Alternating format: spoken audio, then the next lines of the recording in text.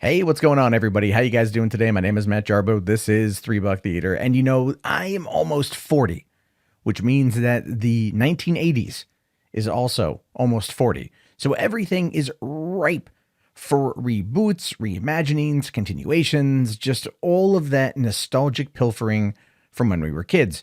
Not all of it is bad, not all of it's good. But today we're going to be talking about He-Man.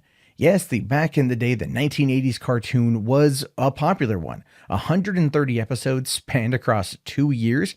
It even gave us a 1987 movie starring Dolph Lundgren, which I don't know about you, but I personally loved it. And I've always wanted to see He-Man come back in a pop culture sort of way. There's been attempts before, right? Like this one here we saw back in 2016. He-Man returns with first episode in 20 years. And people back then were pretty crazy about it because it was called The Curse of the Three Terrors. And it was about Skeletor and some of his minions.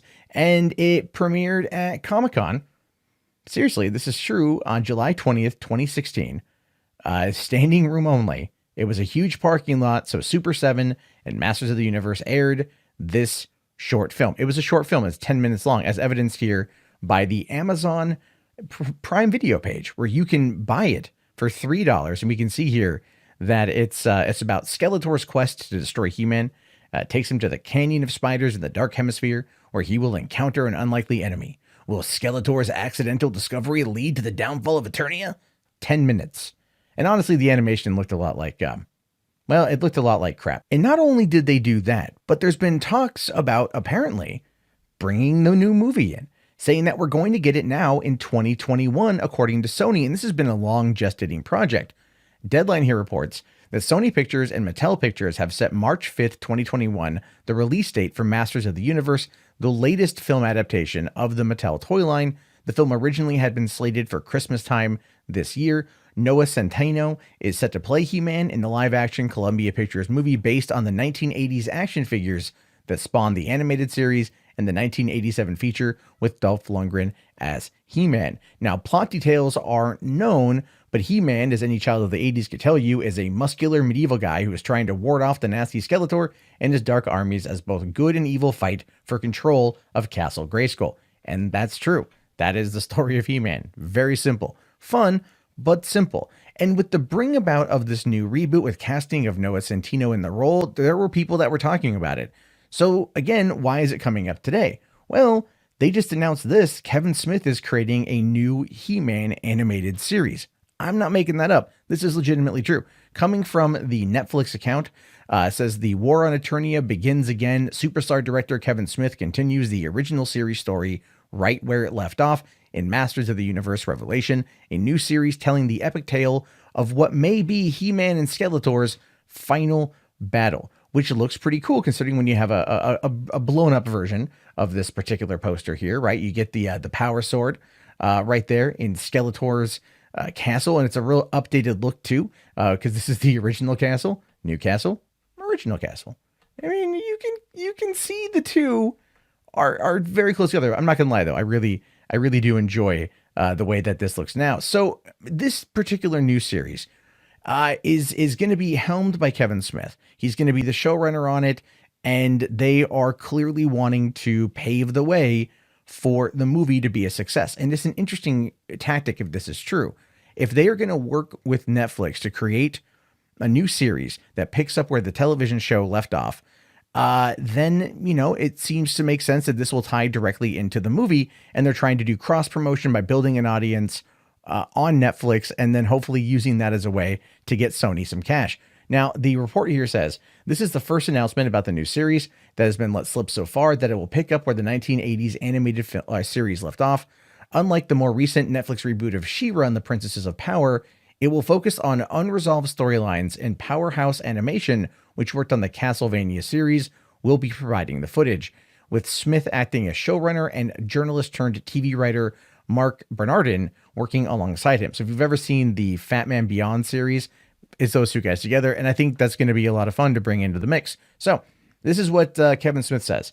I am eternally grateful to Mattel TV and Netflix for entrusting me with not only the secrets of Grayskull, but also their entire universe.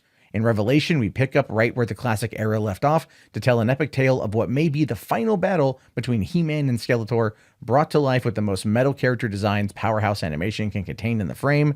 This is the Masters of the Universe story you've always wanted to see as a kid. And here's the thing. Yeah, totally. I totally want to see what they're going to be doing with Masters of the Universe, because I went and I looked up the description of the final aired episode, an episode called The Cold Zone, episode 130, released December 8th, 1984, and written by J. Michael Straczynski. Now, this was here, it says, the evil Cobra Khan visits the heroic warriors, offering a truce in exchange for their help. He tells them that his people, the Reptons, are in need of help. Someone has extinguished the furnace which heats their underground kingdom, plunging the whole kingdom into severe coldness. And then at the end of it, Man-at-Arms tells viewers to weigh out all the evidence and consider the sources before jumping to conclusions. And here's the thing with that. That's awesome. More of us probably need to weigh out the evidence before jumping to conclusions. And that will play into the rest of this video. Now, this is a frame grab I was able to get from it. You can find the whole final episode on YouTube of The Cold Zone, and it has no cliffhanger ending. It's a standard episode. It's a standard thing, and it was aired in, I guess, order. This is what the official order is. So there's no cliffhanger there. So I don't quite know exactly what is going to be wrapping up the storylines, because according to Wikipedia, we didn't see Skeletor for like the previous 4 or 5 episodes.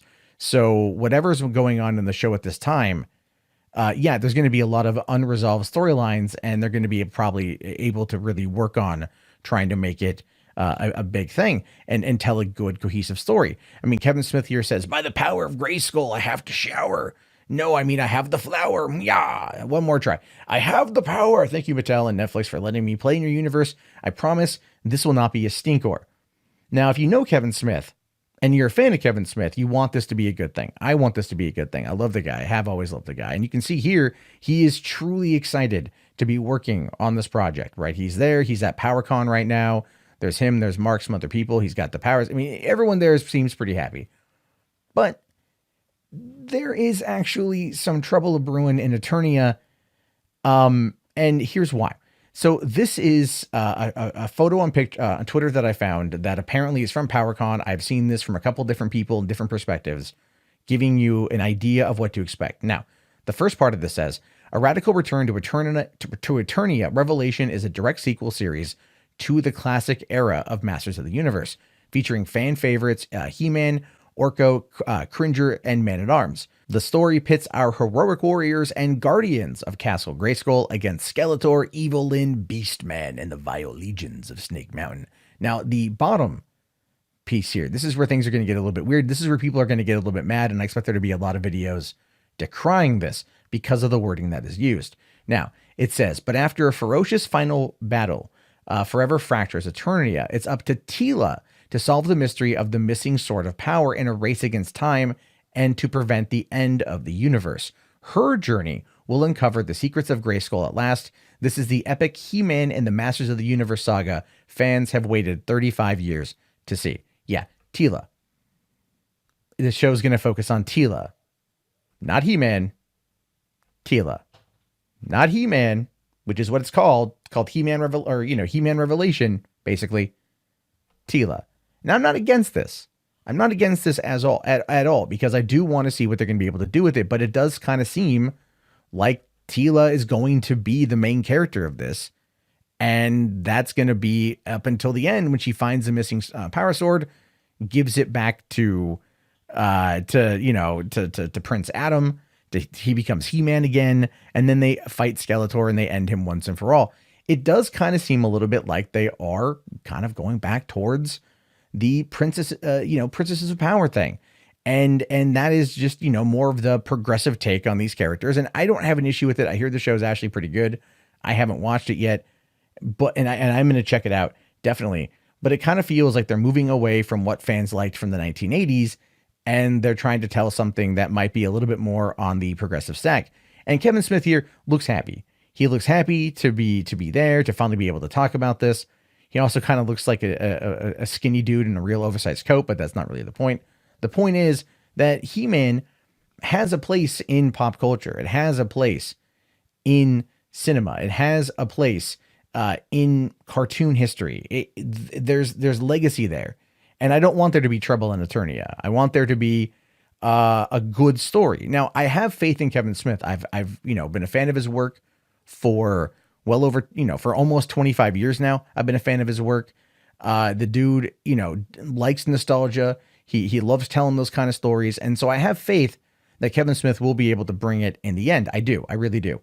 I am a little bit concerned about episode length and exactly how much of it's going to be Teela on her own, and is it her journey with He-Man at the end?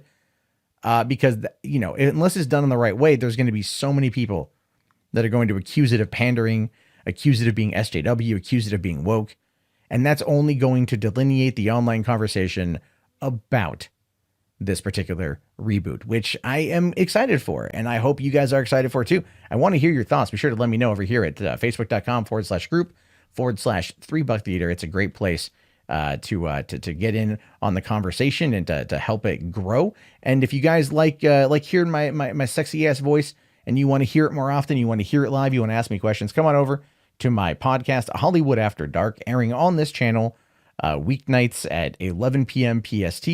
That could change as we go forward, but right now that's where it's at. Live call-ins, I answer your questions, we have a good time, we debate, we discuss, and overall we enjoy our passion for films. So that is there for you guys to check out as well. And anyway, I really appreciate everyone watching, everyone being around. Leave your thoughts, leave your opinions, hit that like button, hit that subscribe, share it around, and have yourself a great day. And by the power of Grayskull, I will see you all later.